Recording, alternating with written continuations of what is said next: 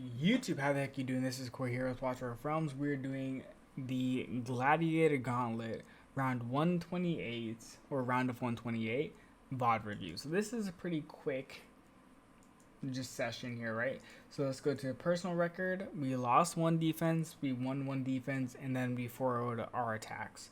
So let's just see what happened on the defense that we lost. Okay, decently high axes, but everything else is pretty low. Let's see what happens. Why did we lose this?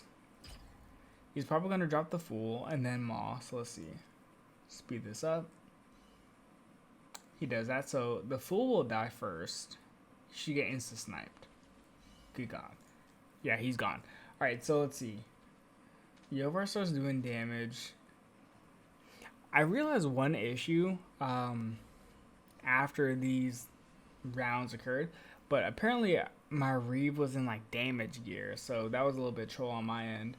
So let's see if that made any impact on this particular round. I know it did on the next one here. So let's just see. Maw's actually surviving a lot, which is concerning. Oh, okay, I see what happened here. It didn't really matter, but basically Yovar just didn't take out the Fool in time. And it looks like the Fool just kept pumping out shields. So that was a little bit interesting. I'm actually surprised that lost. It just felt like Yovar wasn't doing enough damage. Something happened. But basically Yovar just wasn't doing enough damage to take out the Fool and then Maw in time. Okay, that happens, whatever. Alright, let's see. This one was a win, but I think they got like one dog through. So he's probably going to do the same strat, right? Probably drop the Fool and then drop Destroyers instead of Maw. And I do see he has the mages, so probably drop another Fool, wait 10 cost, and then drop double mages. I guess his goal is to hopefully burst out Reeve. Okay. Yep, that's exactly what he does. Yep, there we go. So basically, let me slow this down. He was splitting the damage, right? So Ezreal can only heal one unit. So with him using the Destroyer, Ezreal is going to heal Regulus and then try to heal Reeve. Regulus and Reeve. But the thing is, his mages are basically doing splash damage. So eventually one of these units has to cave, right? And because my Reeve wasn't properly geared, unlucky, that's my fault, Reeve dies. I would have, if I see 3 block here, I would have probably just dropped my dogs already. Right? I feel like he kind of waited a little long here. He's going to drop the dogs now. Yep, he does that. Yeah, I just felt like he took really long to drop them. So he's going to have 6 units. That's 4. So there's 2 that will come out here. Those are the 2.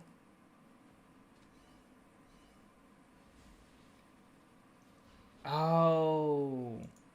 Yovar splits his damage between those 2 dogs. That's weird. Why did the 2 dogs get past Regulus? He has 4 block. That's weird. That's weird. That doesn't really make sense. Even if there was 6 units, he should have caught. Yeah, he should have caught 4. So I'm not sure why he only kept 2 of them. That doesn't make sense. That's kind of weird. That makes no sense. Anyways. That's weird. Anyways. Alright, let's see here. So this is an attack. Hex is probably the main source of DPS here. Let's see. I'm pretty sure. Wait, let me see something. Does he flash? What artifact? What artifact does he use? Oh, okay. So he has his exclusive artifact. So that means his ult's going to, you know, last forever. He's going to do a ton of damage. So yeah, Destroyer just got absolutely nuked. That's what happens. That's not good. The Fool dies too, probably. Okay, so what I'm going to do is I'm probably going to drop another Fool here, because I don't want this Destroyer to die. The bad thing is, I do feel like I probably dropped this Destroyer a little early, because Hex is going to go ahead and right here. Bam. Hex is going to draw a card, and Shield drops. Boom. It's a decent chunk of damage that I honestly would have liked to have avoided, but I don't, right? So I just begin the swarm process, right? Drop the Necro, drop the healer, another Necro. So at this point, I feel pretty good, right? Even though Nyx is right about to trigger ult, I should have enough heals kind of going through here to pretty much sustain. Like, I'm taking all this damage here. I'm taking it kind of low, but then here we go, right? Heals coming through. So I'm basically sustaining any damage I get, and the dogs are rolling through. At this point, dogs should take out. There we go. There we go. So all these units are starting to just flow through. Nyx did not do enough damage here, and we were able to heal and sustain through. So that's GG.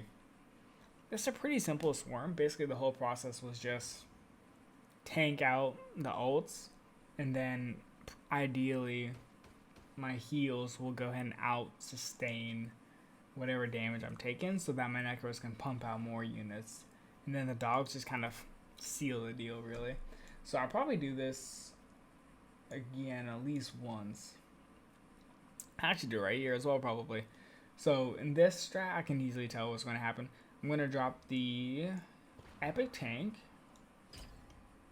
Reason being is because Praetus and Pelagios are magic damage. So he ults. Perfect. There's the next tank. Now here's the thing, right? I don't care if this tank dies. It doesn't matter to me. Actually, I kind of want him to. Pelagios is going to ult, and he should catch all these units here, right? 3, 2, 1, bam. He catches these units. These units outside the range, so I don't even have to worry. Now here's the beauty of it, right? I drop this healer. He is going to sustain. Now I want you to watch Praetus, right? He's attacking Skeleton. Now he's attacking the tank. Skeleton. Skeleton. Tank. Right? He is splitting his damage between all those different units. Just trying to go ahead and like take them out. So I don't really have to worry at this point, right? Now here's one bad news bears part. Pelagios ults with Constant. So he gets that invig buff. That almost ends this run, but my healers are able to kind of bring everyone back to a decent status for my dogs to go ahead and kind of roll through here. Now rolling through, Constance is under a lot of pressure. She actually might just die here. Yep, she dies. And that opens up the floodgates for all those units to just roll through. Now, on top of it, I still have my Necros alive, right? So they would continue to spawn units, spawn units, spawn units. And fortunately, Constance being dead means she can't give invig buff to Pelagios, which means this run was basically a guarantee, right? Without the invig buff, Pelagios is not going to do enough damage to outburst my healers.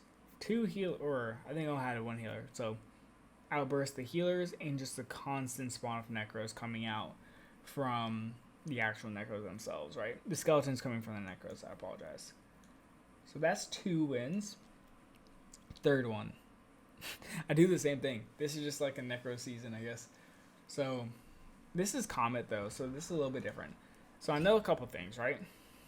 1, Necros are really good against magic damage. They have high magic resistance. So does this dude. Really good. And then healers are also pretty high in terms of magic resist.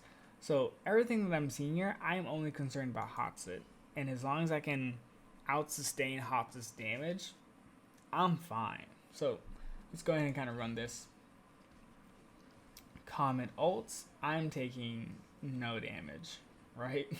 Absolutely no damage. Healer comes in, keeps the tank sustained, and keeps the necro sustained. At this point, there we go. So let's pause this. What happens is the necros keep spawning the units. I have 2 tanks, right? So Cyrus, I believe, would have, 5 block available. As long as my necros constantly pump out these units, and there's should be a healer here, right?